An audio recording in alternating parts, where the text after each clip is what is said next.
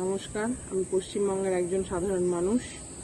মাননীয় প্রধানমন্ত্রীজির কাছে আমাদের আবেদন যে আপনি অবিলম্বে বাংলার যে বকেয়া টাকা, বাংলার যে পাওনাটা, ন্যায্য পাওনার টাকা, বাংলার আবাসের টাকা, বাংলার মানুষের 100 দিনের কাজের টাকা, NRGS এর টাকা, যে সমস্ত ন্যায্য প্রকল্পগুলো আপনি গায়ের জোরে আটকে রেখেছেন, সেগুলো অবিলম্বে আপনি ছেড়ে বাংলার সরকারের হাতে তুলে দিন।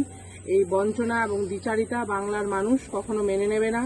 আপনাকে এর আগেও আপনি 18টা আসন পেয়েও বাংলার প্রতি বঞ্চনা করেছেন, এবারেও আপনি 12টা সাংসদের আসন পেয়েছেন, তারপরেও এই বঞ্চনা অব্যাহত রেখেছেন। এরকম ভাবে কোনো একটা দ্বিচারিতা চলতে পারে না এই গণতান্ত্রিক দেশে। আমরা দেখলাম যে কয়েকদিন আগে আপনি যে বাজেট পাশ করেছেন, সেই বাজেটে বাংলার ঝুলিতে আপনি শূন্য দিয়েছেন, কিন্তু আমরা দেখে যাচ্ছি এখন যে সবচাইতে প্রথম যে সংকটের মুখে বাংলা দাঁড়িয়ে আছে, গঙ্গা ভাঙন, সেই গঙ্গা ভাঙনে আপনি অন্যান্য রাজ্যকে দিলেও বাংলাকে কিছুই দেননি।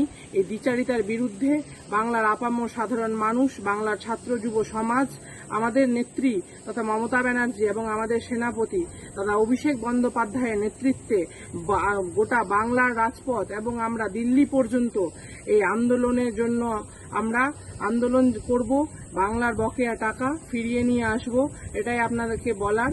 তাই সেই আন্দোলন এবং সাধারণ মানুষের যে ক্ষোভের মুখে পড়ার আগে আপনি অতি সত্বর এই বকেয়া টাকাগুলো বাংলা সরকারের হাতে দেবেন, এটাই আপনার কাছে কাম্য।